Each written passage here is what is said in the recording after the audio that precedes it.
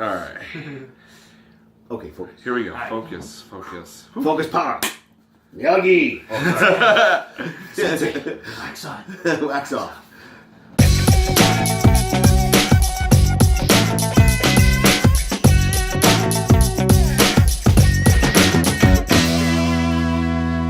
Hey, what's up, everybody? Welcome to another edition of On a Couch Talking Sports. As always, I'm Robbie. This is Kyle. We are back. It's been a couple weeks. We were on a brief hiatus there, but it's good to be back with the folks. It is, and it's nice to see you guys again.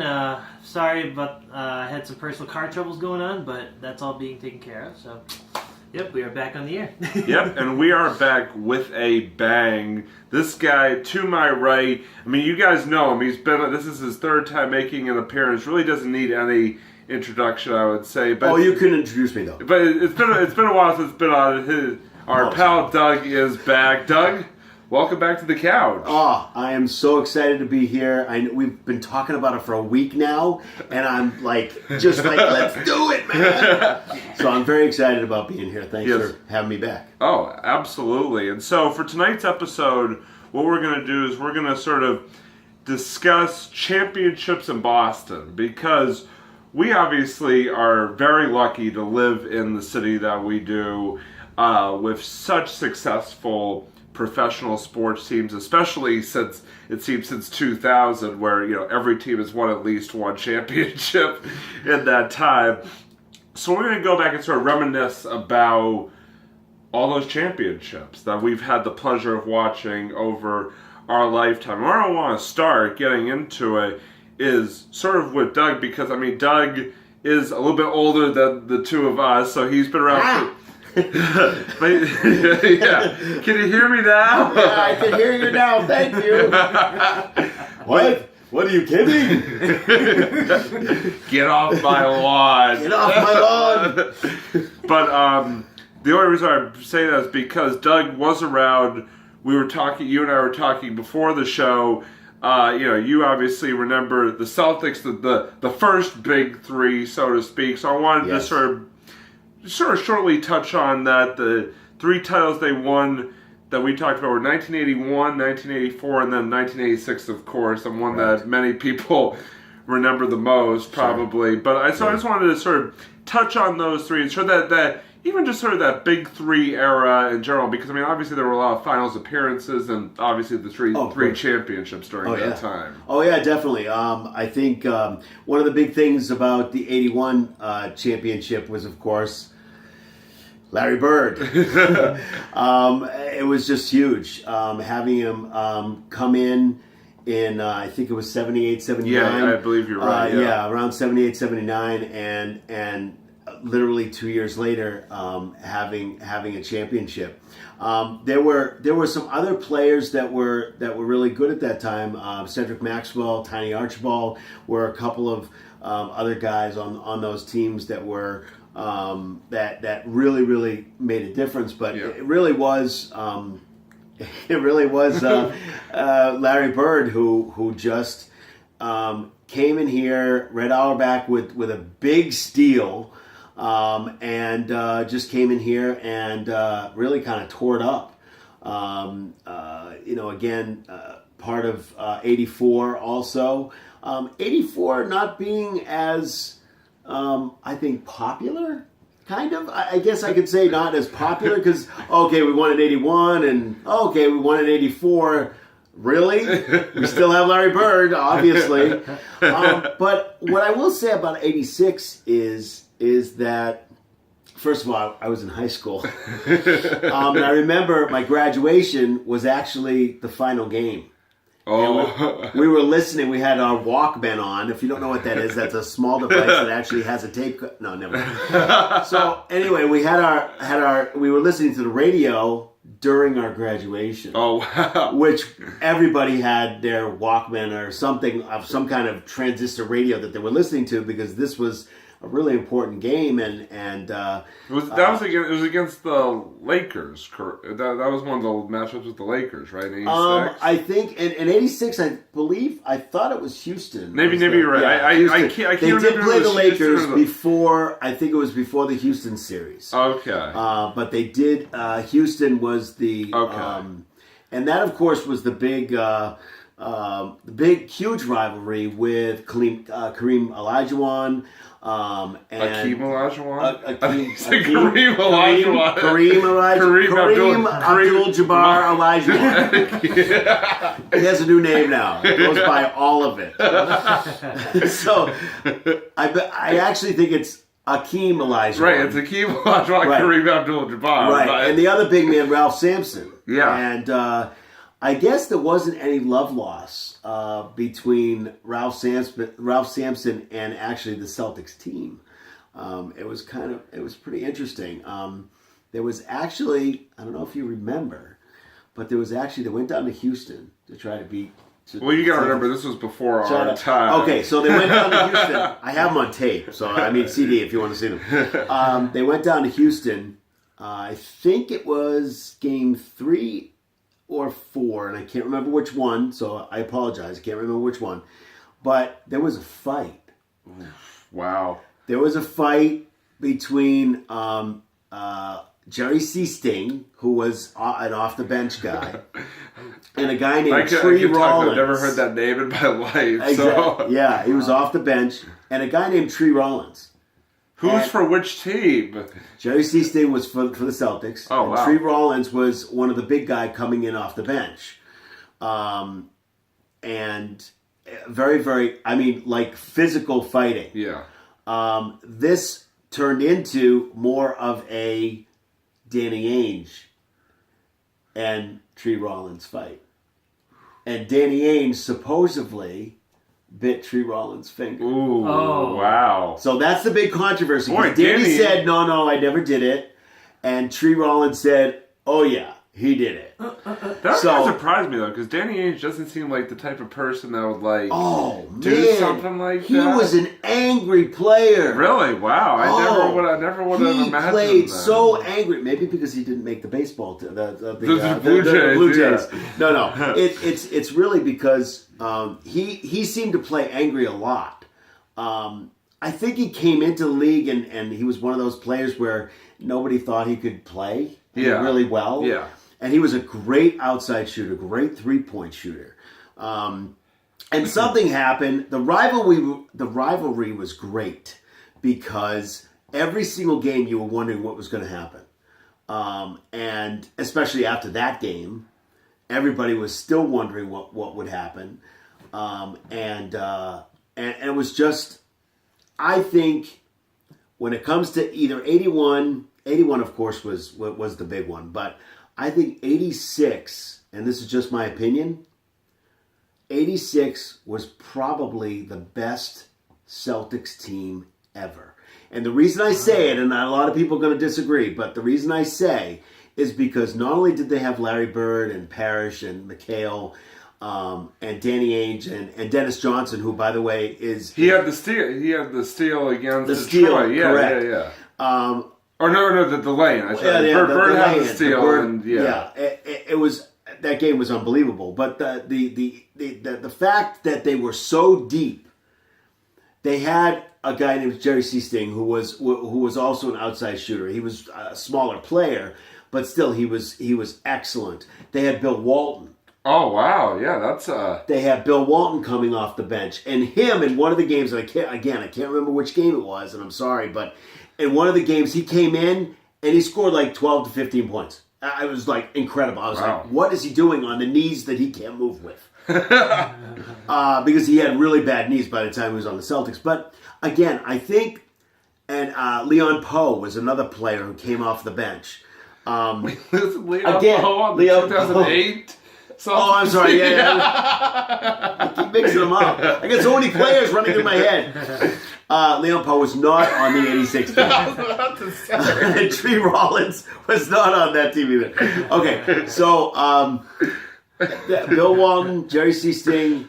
There was a couple others that really didn't play that much. Sam Vincent was also a pretty good player, but not terrific, so he didn't have a lot of time. But still, the deeper the bench, 86 team had such a deep bench that they were, I think, in my mind, they were one of the best teams, one of the best Celtics teams. And again, I think 2007, 2008, again, deep bench. Leon Poe, a deep bench in that too. But those, I think, in order, I think 81 is obviously the first one with Larry Bird, so everybody's excited about it. Cedric Maxwell playing incredible. Yeah. Tiny Archibald, we call him Tiny because he was really small. He was about 6 feet, 6'1". Great player also. But I think in that order, I think it's all about a superstar plus a bench that can come in and really help out. Yeah, and sort of sticking with that theme, it's funny you bring up, Leon Poe and the 07-08 team, because that's sort of what I wanted to get into next. And I'll actually start with Kyle on this one, because that was sort of the second big three era here in Boston with, Paul Pierce, obviously, Kevin Garnett, and Ray Allen. And, it's kind of the thing I remember most about that championship, and I wanted to get your point of view, and both of your point of views, I'll start with Kyle, is just the chemistry of that team from day one. I mean, they just gelled together so well. They got off to I think it was like a 12-13-0 start, something like that. Just never looked back. So I mean that was just, that team is it wasn't like this, the Miami teams like LeBron and Chris Bosh and Dwayne Wade where they struggled out of the game and turned it on at the end. This team from start to finish was just so good, and so just had this real great chemistry about themselves. I mean, honestly, they were the reasons I really was interested in the Celtics during that period of time. Nowadays, I can't even name a Celtics player. I'm sorry. Not that it's the Celtics. I don't. It's not that I don't like them. I'm sorry. I kind of lost touch with this team. But he's a closet watcher. A closet Celtics watcher player. It's only in the weekends, but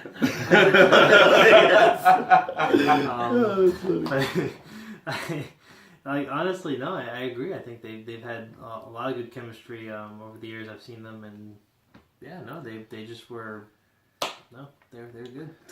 And Doug, sort of going back to the championship series itself against the Lakers, that was not an easy finals by any means. I mean, they had to overcome a 24-point deficit in one of the games out in LA. I mean, that was, and it's funny because we were talking about the Celtics Lakers kind of back in the 80s, how big the rivalry was then, but it really, that series really brought back a lot of those sort of old memories, like Bird Magic, like Kobe against Pierce, things like that. But I mean, it was just such a battle that series against LA in 08. Absolutely, I think that the rivalry in 86 and even before that, the Larry Bird, Magic Johnson era brought basketball back to the 80s. Yeah. Brought basketball back. People were watching because of the most exciting games.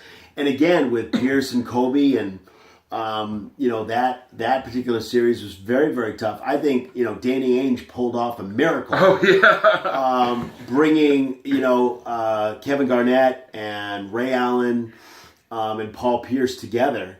Amazing. Being a situation where Kevin Garnett really didn't want to come to Boston necessarily, but if he knew that Ray Allen was there and that Paul Pierce was already there, that the Big Three era, now that we call it the Big Three, is now a staple of what a Big Three would look like. Right. But that series in itself, again, just like you said, Robbie, brought back the rivalry of LA and Boston against each other, all the way back to even before my time, when you had Bill Russell and Will Chamberlain.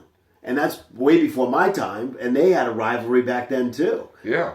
So that's, I think it really, again, the benches, both sides, on both sides were very deep.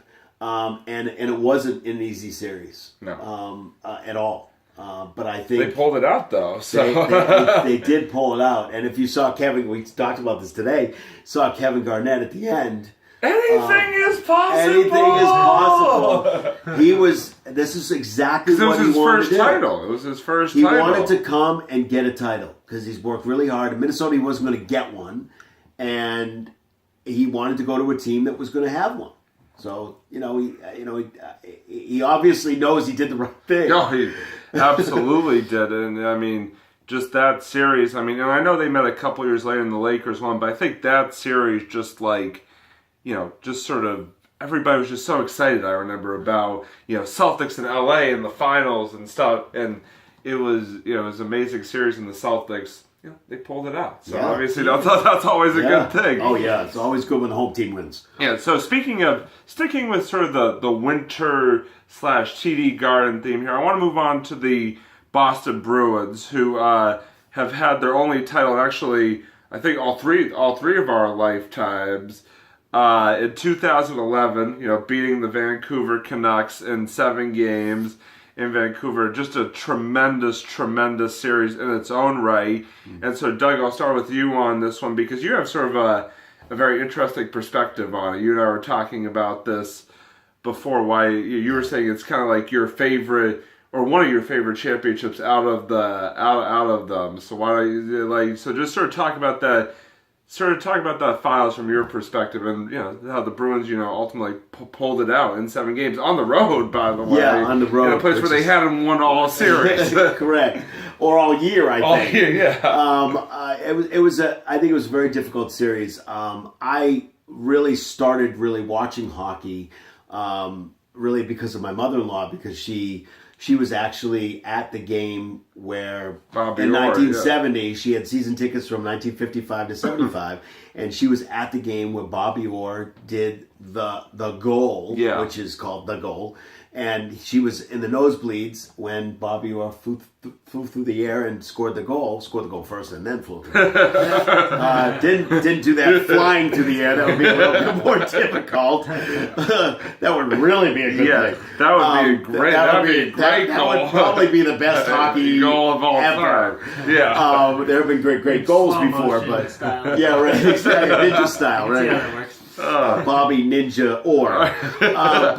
But I think I really started getting into them, the Bruins, that is, really, a couple years, a few years before that. And I thought that series, with all the adversity that they had, during the regular season, all the adversity that they had Nathan Horton getting knocked out, and Nathan Horton actually bringing the water bottle, bringing the water bottle that had garden ice or water of garden ice, but it was from the garden ice and pouring it on the Vancouver. That's a pretty cool. And you know what he said? He said, now it's home field now. It's home ice. Yeah. And he was making it home ice, which is maybe not one of those wonderful things, but it's one of those things where you think in your head, wow, that was really cool that he did that and was able to do that.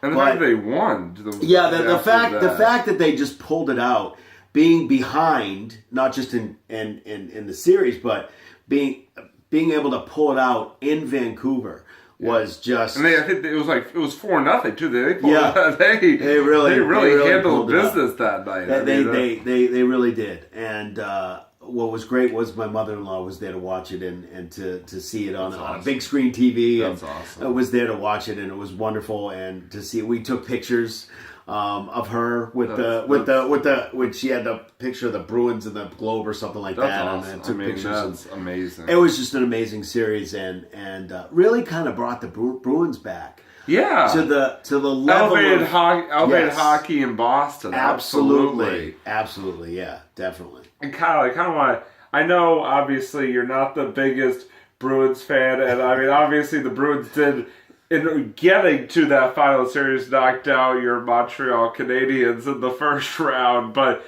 I do want to ask you, I mean, Yeah. This is the anti-Kyle portion of the show. Give me him. Come on, let's go, buddy. Drop the gloves. Drop the gloves, man. But just sort of your thoughts on that, on the Bruins winning the cup as well, because I mean, it really was a cool thing. I mean, it was their first title since like you said, it was 1970 was the last cup that they won, I believe, was 72. 72. I think with they won in 72, with 2 years later. With the Oracle. Yeah. Or whatever. Robbie was on that team too. Okay. Yeah. But yeah, so just sort of your thoughts and memories from the final dark side. Yeah. The loss of Montreal. No, actually, I'll be honest. As much as I like Montreal, I would definitely prefer them over the Bruins by a hair. But actually, if it's not Montreal, I actually do have a little bit of heart for the Bruins, especially the goalies like Tuukka Rask. Guys, Is that possible to like both Montreal and the Bruins? I was about to say no. Weird. The answer to the question is no. Definitely not. Which part of you is no? Don't. I don't want to hear about it. I don't want to know which part is Bruins and which part is the Montreal. I do have to say, with all fairness to Kyle, he actually was born into both sides because his dad is a Boston native and his mom is from Quebec. So. How can you hate? I mean, if you hate Kyle, you are just a terrible person. Yeah, Kyle's a nice guy. Yeah, he's a nice guy. Even if he's a Montreal Canadian fan, he's a nice guy. Hey, that could be worse. It could be a Yankee fan. Oh God. I think I'll take a Canadian fan over a Yankee fan. At least Canadians have good maple syrup, Although I'm not sure if my mother-in-law, if she was still here, that she would be in the same room with you. But that's I can totally see that. I can see her probably walking out. She'd be like, "See ya." Give me the hand, like talk to the hand. Arnold Schwarzenegger, talk to the hand. Exactly right. Exactly. But anyway, so you're so sorry to cut you off. Sorry, but your thoughts on that title run by the Bruins? I kind of look at it like the Red Sox in that.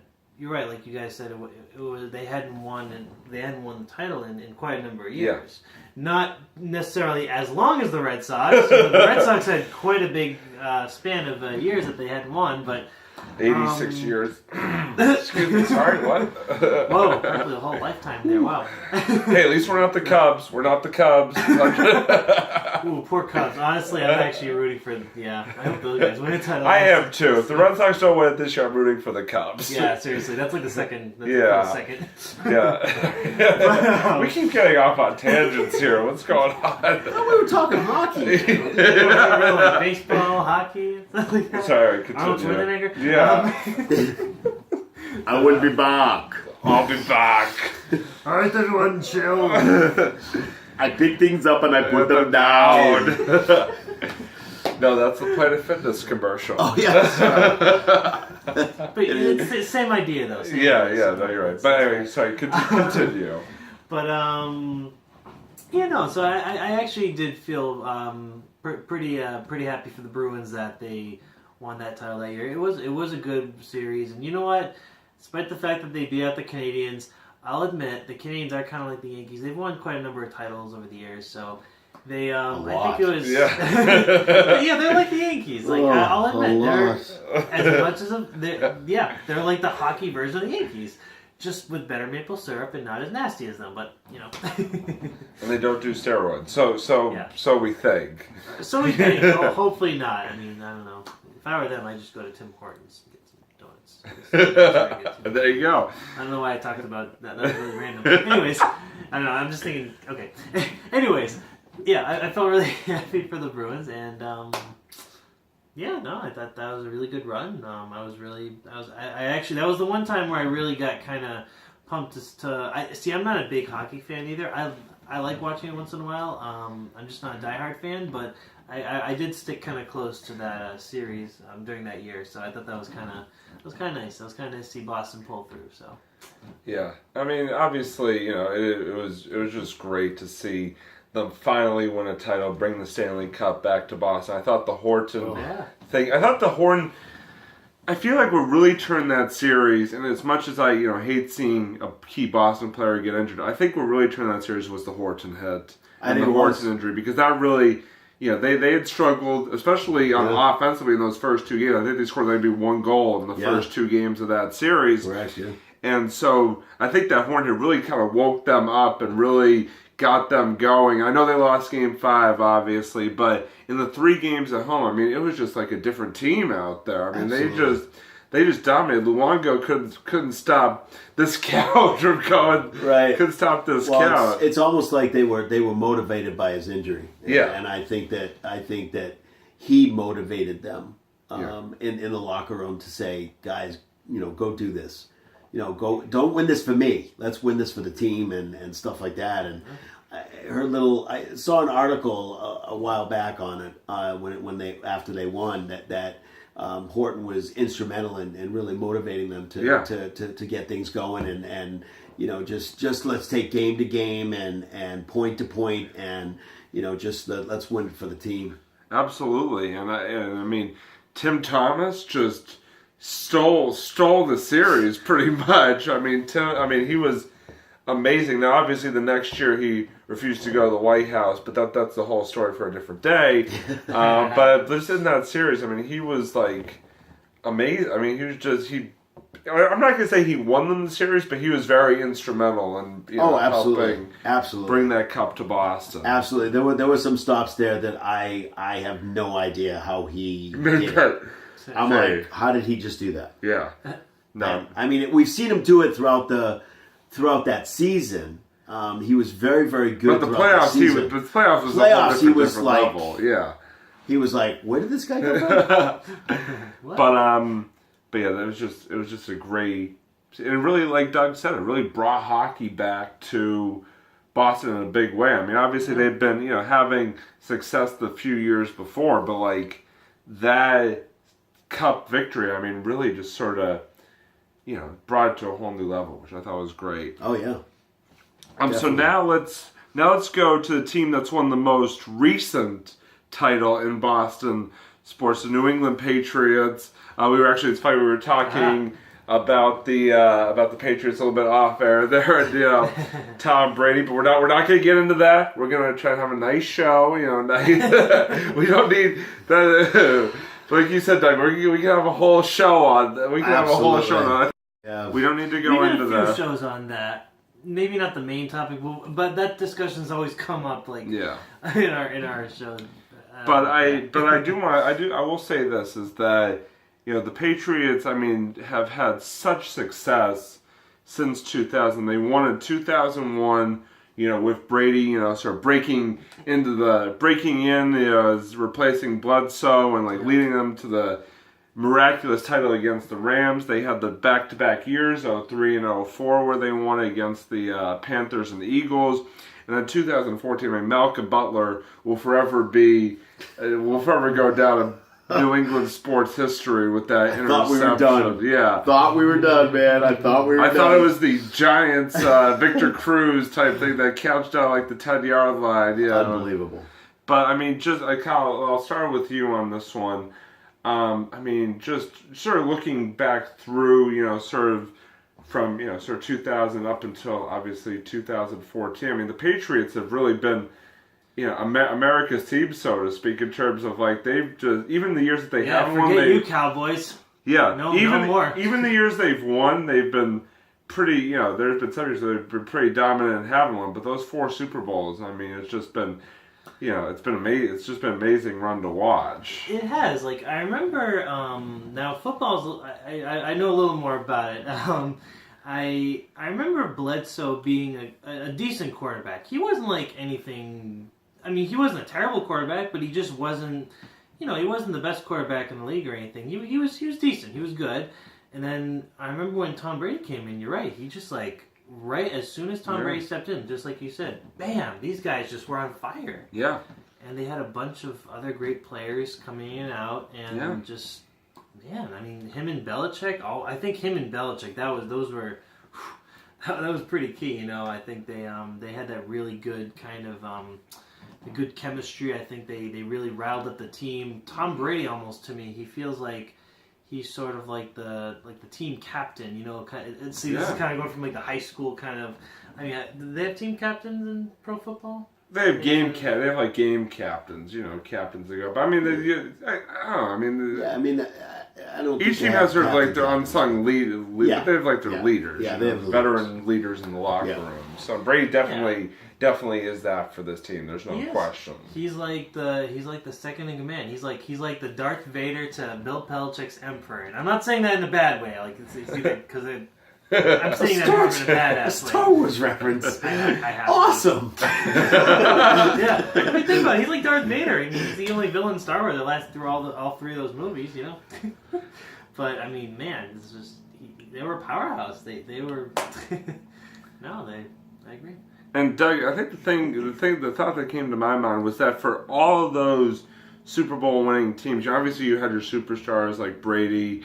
And and those guys, but each Super Bowl team seemed to have sort of that unsung hero who really stepped up. Because I mean, obviously Brady in the first Super Bowl game, and then you had Deion Branch in one game. You had Malcolm Butler, of course, back in 2004. Adam Vinatieri. I mean, each of those teams had Rodney Harrison with that. I think he had that interception in the Philadelphia one. Huge interception. But I mean, just each of those teams, it wasn't like one of these championship teams where the superstar takes all the limelight. I mean, there were guys that had really sort of been under the radar that really just stepped up in a big way in all four of those victories. Oh, definitely. And Kyle's absolutely right. Bledsoe being a pretty good quarterback, not terrific, not all-star quarterback, but pretty good. But when he got knocked out, we're talking about a 6th round draft pick. Coming in, a lanky guy, and if you look at you'll see his picture, his draft picture. If you saw his draft picture you looked at him, you'd be like, that's not Tom Brady. Yeah. That can't be Tom Brady. There's no way. 6th round draft pick, diamond in the rough. And you have him coming in. And he was third string, or third or fourth string. He was at least third string, at least. And when I saw him come in from that game, I was like, oh no, we're dead. We're gonna get killed. There's no way. He comes in and all of a sudden instantly clicks with everything. You mean the game where Bledsoe got hurt? Yeah, Bledsoe got hurt. But even after, games after that. Yeah. And once he obviously took over, I mean, he was instrumental in that first, in that first title. Yeah. But he didn't even win the game for him. No, Adam Vinatieri, who and there was some time clock issues back then. If you think about it, if you look at that game over and over again, you'll see that there was a time issue. It was 10 seconds or 8 seconds left, and then they called timeout. Oh, here we go. And then it was a few seconds rolled off, and then it was 3, and then Vinatieri just kicked it, and the game was over. So the Rams obviously complained about time clock or whatever, but still. Yeah, but that wasn't the first time somebody complained. I mean, the whole the whole reason why we got to that game was because of the fumble. Right. Right. The tuck rule. The tuck rule. It's just no longer the tuck rule. Yeah. Oh, they call it the Brady rule or whatever it's called. The Brady. Hey, it works for us. Yeah, I certainly did at the time, and I absolutely agree with it. But it's gone now. But still, but I do think I seriously think that they're you're absolutely right, Robbie. There were different guys that stepped up in different games, even in the playoffs, and in the Super Bowl itself. To be able to, Malcolm Butler was huge. I mean, I thought we were done. I thought we were absolutely done. Now, why Seattle threw the ball on that play? Now I will tell you that what I heard afterward is that they throughout that season, they had been practicing that play with Malcolm Butler, and I need to tell you that every time they practiced it, and they practiced it before every game, he dropped the ball. Really? Wow. Every single time. Picked the right time to actually hold on to the ball. Every single time. And they said, okay, we're not going to run that play because he obviously drops the ball every single time. So why are we running that play? I don't know if it was fate. I believe I'm a fatalist, so I believe in fate. But I don't know if it was fate. I don't know if it was skill. Obviously, it was a tremendous amount of skill. It was almost like he grabbed the ball from from the wide receiver at the time.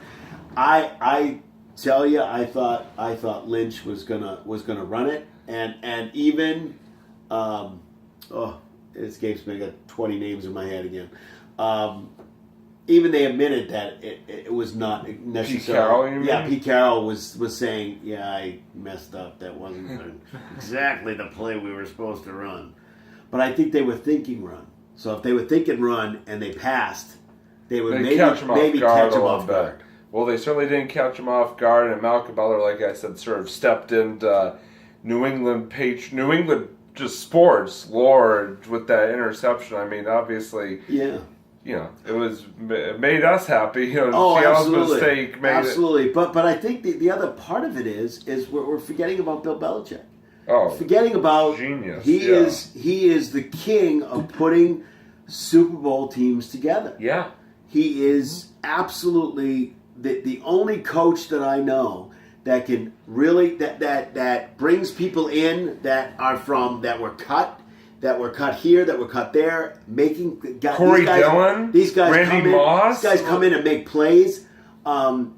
When he brought in Randy Moss had the best season of his career. He set a record, I believe, for touchdowns. And he set a record for touchdowns with Tom Brady. Yeah. So again, it's one of those things where his intelligence and Brady's skill and intelligence put them together. Kyle hit it on the head, is that their relationship together has been absolutely huge. And the relationship is of, they both know what they're doing. Yeah. It's almost like in Bill We Trust. That's what it is. Yeah, you're That's absolutely right. absolutely what it is. So if and they're starting to build a team now.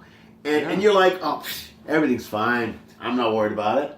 Nobody ever worries about it because it's Bill and Brady. And Bill We Trust, yeah. It's Belichick and Brady. You never worry about that team. You really do. And I think the other thing that sort of just popped into my head is, and now it's, of course, escaping my head. Wait, let me get it. No, the thing about that, the thing that made that 2014 championship so special was all the, and I hate to bring up Deflategate again, but all the hoopla, we'll call it, leading up to that game and all the distraction.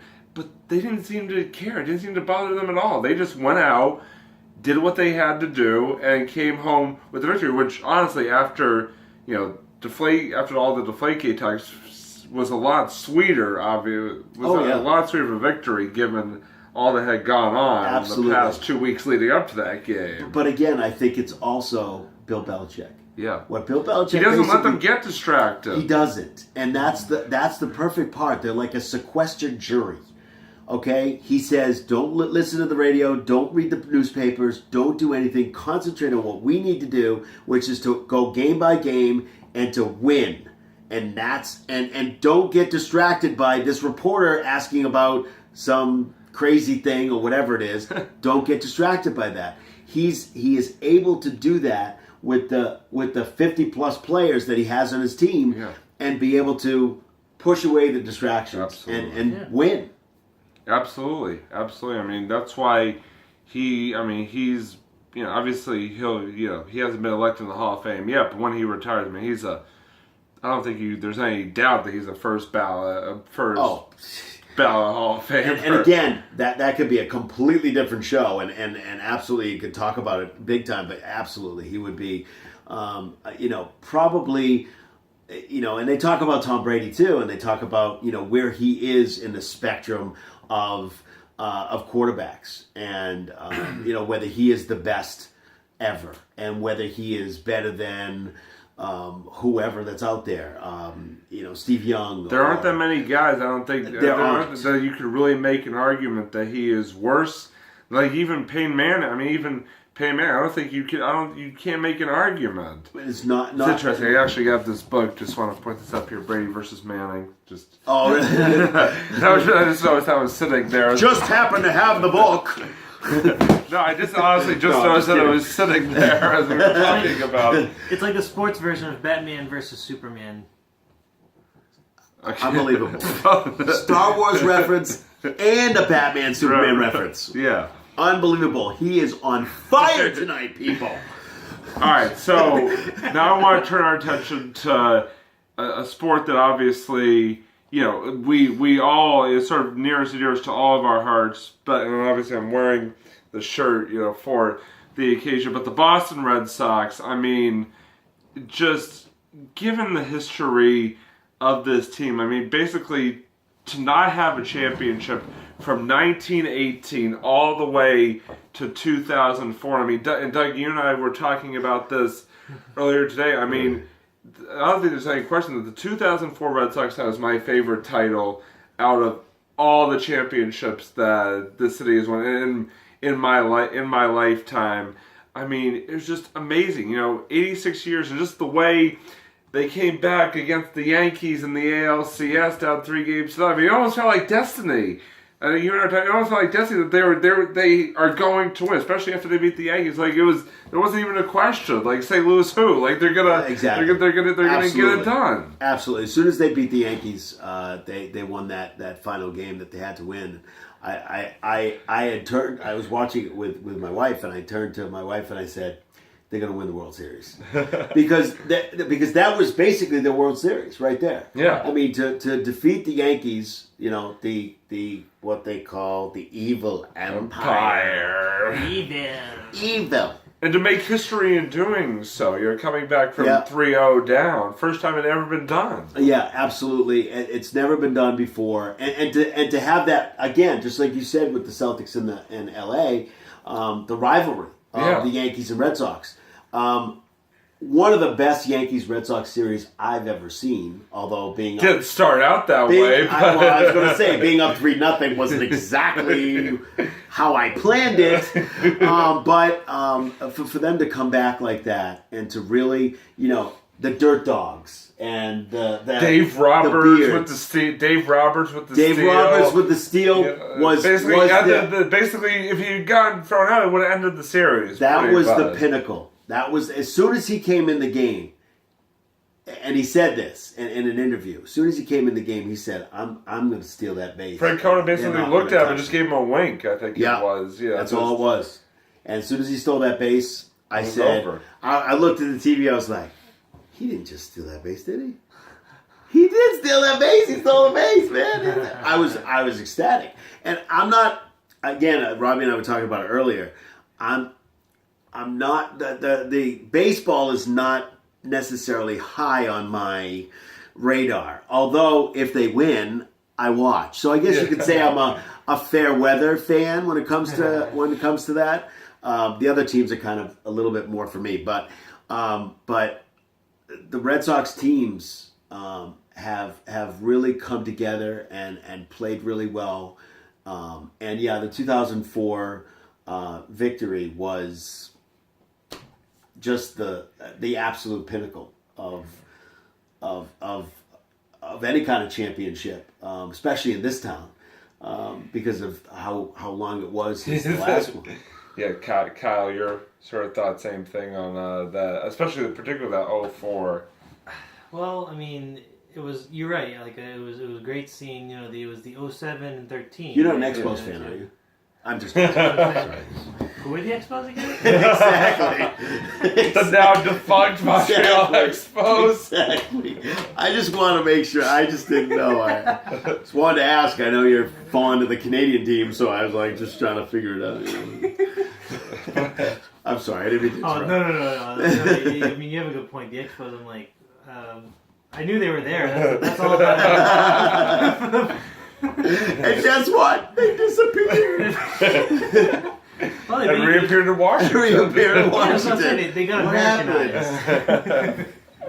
Hey, Pedro Martinez started there. Yeah, absolutely. So because Pedro and Ramon Martinez. Pedro's and Ramon, Ramon being not as good as Pedro. No, yeah, of course not. Maybe you could bring it up to a certain level. Maybe you could bring it up a little more, Yeah. But no, I mean, like Robbie said, the other two champions were great. The 2007, 2013, that was great. But you're right. The one that left the biggest impact on me as well was the 2004. I remember next day going to the parade, skipping school. Sorry, school, but I'm going to the parade. So, well, hold on. I do. The 2004 really parade was on a Saturday. That's why I didn't go to school. Okay, that explains everything now. I don't remember these things, Robbie. So, anyways, It's 2004. How can you remember so far back? Cloudy memory withstanding, yeah, right? And it was cloudy that day, because I'm not really going to, that's unintentional pun. Cloudy memory, because it was a cloudy day. Cloudy memory, that's Right? good. That's good. He's got what's how many? 1, 2, 3, 4 references and a cloud. It's on fire.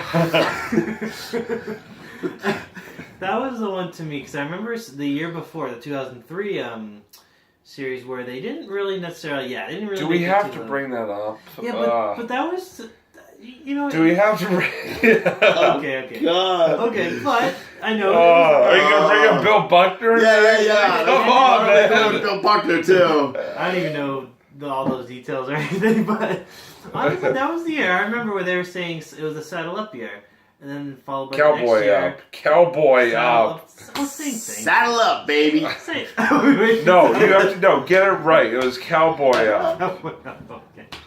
Okay. Cowboy up. Cowboy up. Cowboy up. Cowboy out. No.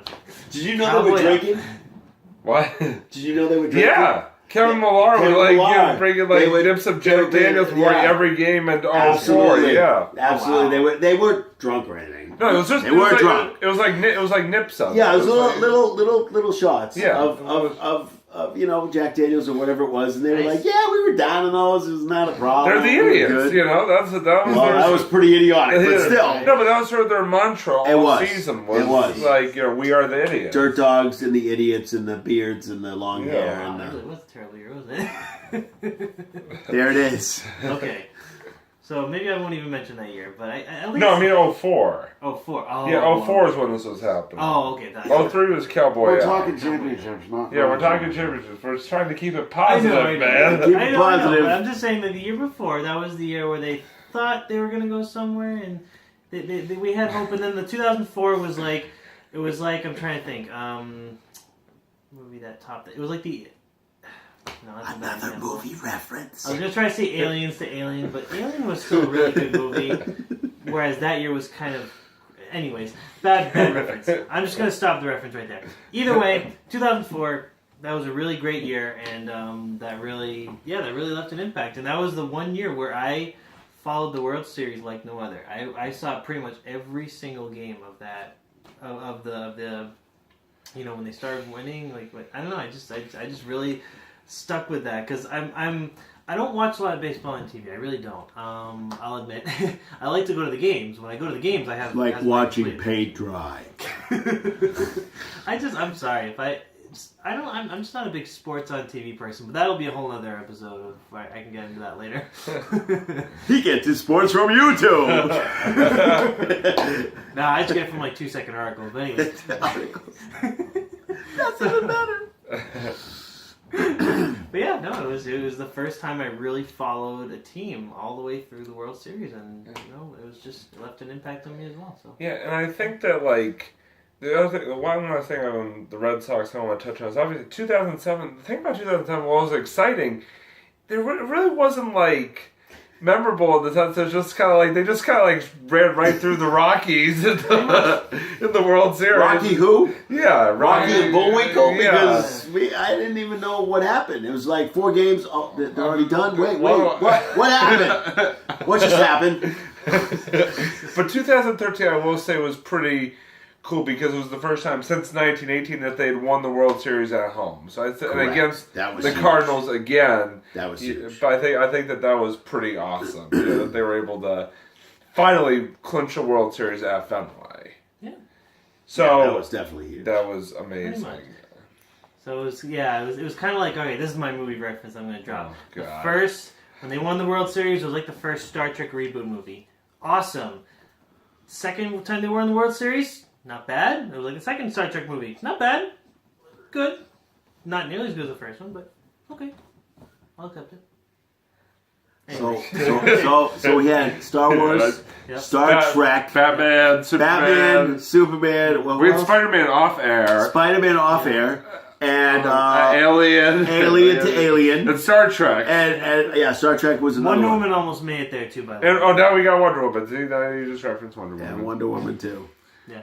All right, but the Red Sox obviously, obviously being, I must admit, baseball has always been my favorite sport, and the Red Sox have always been, out of the four major Boston sports teams, my favorite. So to see them, especially in 2003, breakthrough was just, it was just something amazing. And and to see them win the other two was amazing as well. But 2003 sort of lives in a class by its own, I feel like, just because of, ending the curse of the Bambino. It was just an amazing, and the way they did it too. You're coming back against the Yankees and then, sweeping the Cardinals. It was awesome.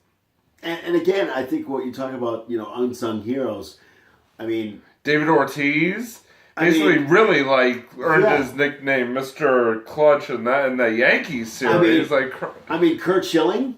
Kurt Schilling with one bad foot, one bad leg in Game 6, bleeding all over the diamond. And Dave Roberts, we talked about, Bill Miller, all those guys. Yeah. Pedro, we talked about. Yeah, Pedro too. Shut it down. It was amazing. All right, so shut it down. So we had, just a lot of great championship memories, and I think it's pretty awesome that we actually get to live in a city where we have such successful sports teams, and that's why they don't like us. Yeah, that's why we may be the most hated city, sports city, but we are. But we don't mind. But we don't mind. We relish the hate. We accept it. They just hate us because they hate us. That's right.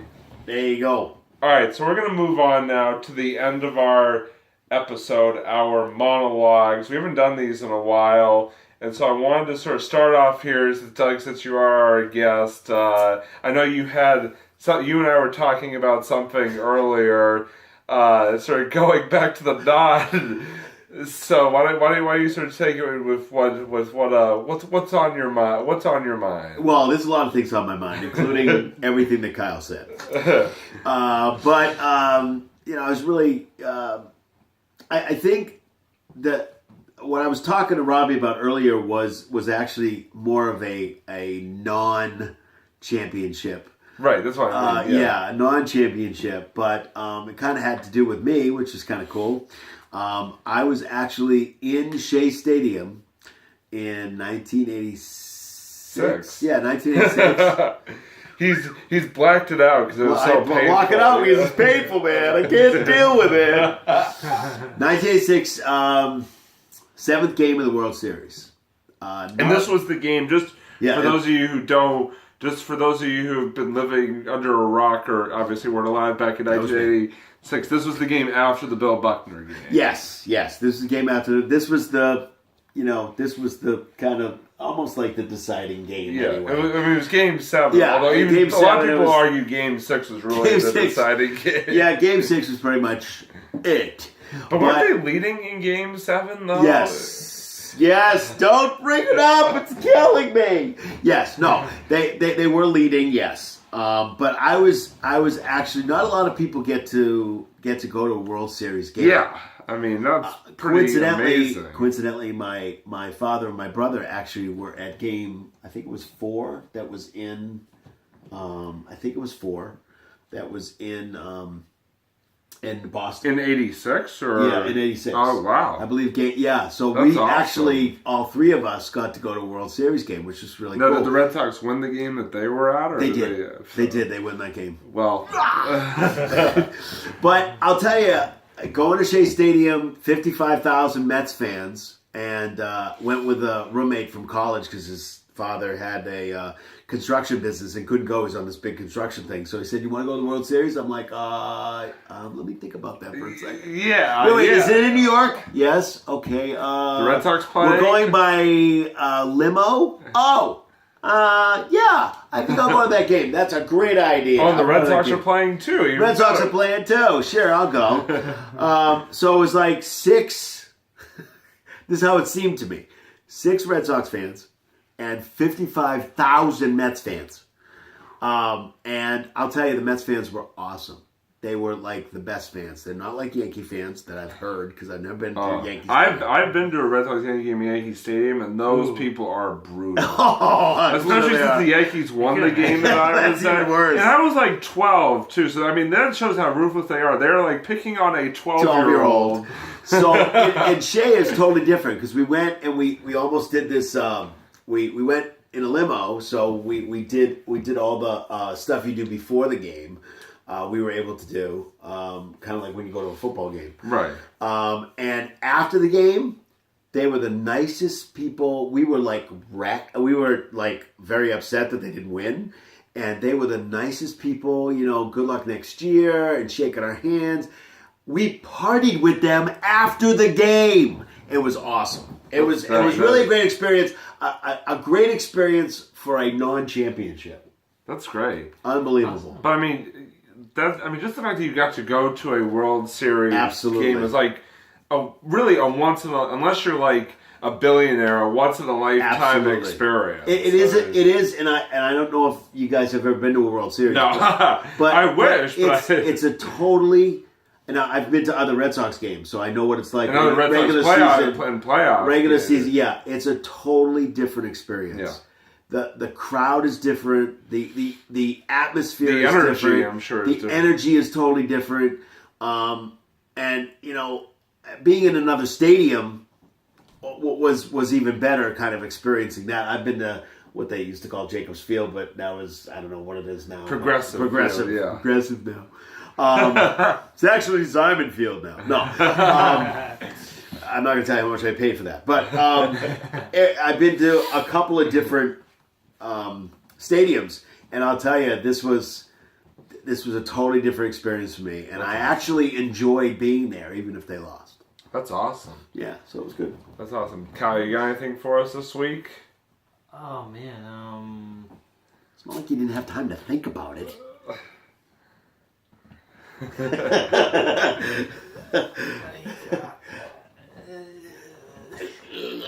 Also words. I'm running out of gas. I think I'm coming up on empty on this one. That's okay, buddy. No movie references. The problem is he used up all his movie references during the actual episode. That's right. I did. I'm all out of. All right. No more in the tank. All right. Well, he's on empty. Well, for me, and this is kind of actually sticking with the championship theme, even though it's not a professional sports championship, I did want to give a little shout out to the Little Leaguers of Wellesley, Massachusetts, who this past weekend won the State Little League Championship for just the second time in town history. They beat Pittsfield in the championship game over at Westwood, which was a great experience. And now they get to go to the regionals in Bristol, Connecticut, one step away from the Little League World Series in Williamsport, Pennsylvania. That would be cool. So, I mean, I just wanted to give the guys, the Wellesley South team, guys, if you're watching this, you probably aren't, but if you're watching this, best of luck. You better be watching now. Best of luck to you. Go represent the town well, and with pride, and with sportsmanship, and all that other stuff, and maybe, just maybe, you could bring home a regional championship in a spot of Williamsport, because that'd be I would actually watch that. I'd be there. I would be there. I would watch that game. I would drive to Williamsport if it. Well, actually, I would probably drive to Williamsport. That's a long drive. I would try my best to be there if they ever made it to Williamsport. So, again, good luck, boys. Congratulations, and you're playing with house money at this point. You've already won a state championship, so just keep going strong. Awesome. All right, so... You sure you don't have a Star Trek or anything? I mean, the new Star Trek movie, did you see it? I did, actually, yeah. I can talk about that. You know what?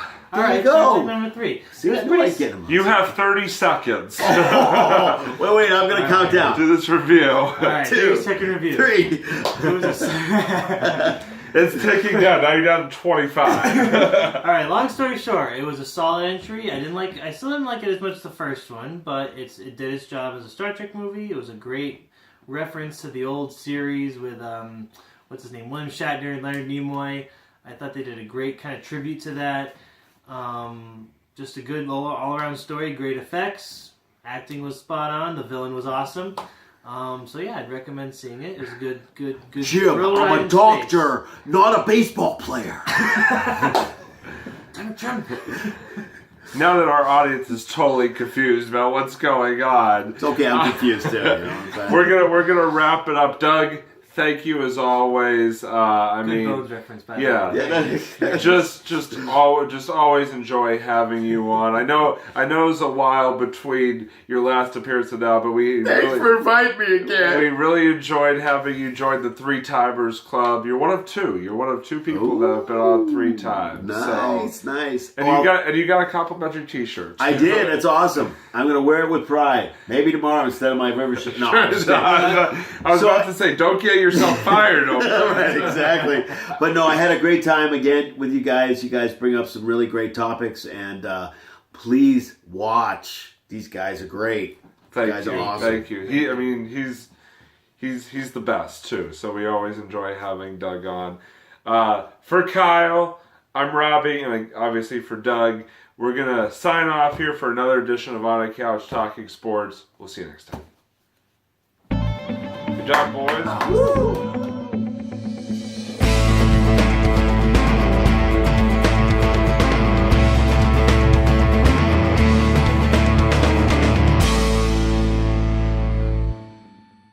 All right, let's get it going. Woo!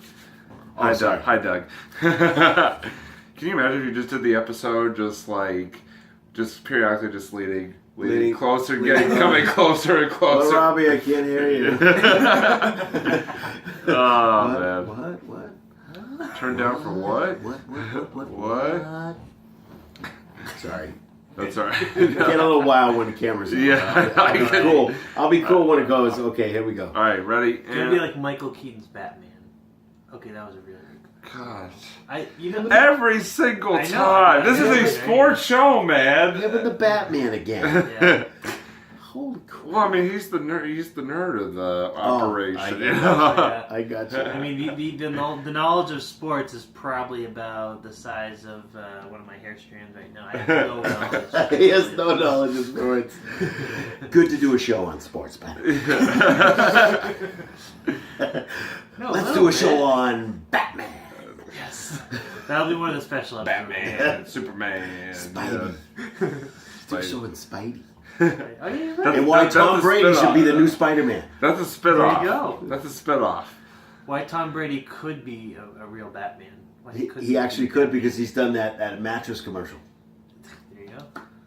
No, I don't need anything else. Thank you, Jeeves. Thank you, Jeeves, for bringing me up in the elevator to see a mattress. Oh my God! Yeah. Oh yeah, I remember that commercial. He now. goes Yeah, in, yeah. he looks. That's all. That'll be all. That'll be all. I don't need anything I'm like, else. okay, No, thank you. okay, Tom. Holy crap. Well, he's got to earn money somehow. His wife's making more money than him. That's true. Being a supermodel, yeah. I mean, I mean, his wife is also like smoking hot, so it's Well, like, that's true. That helps. Yeah. Helps. I mean, he's not doing badly. Let's put it that No, way. no, he's not doing badly by I mean, any he's going to means. lose 4 games worth of money, but that's not going to be. That's like pocket That's change. like, that's like a dollar. Oh no! Yeah. Yeah, right. I dropped $1. Oh.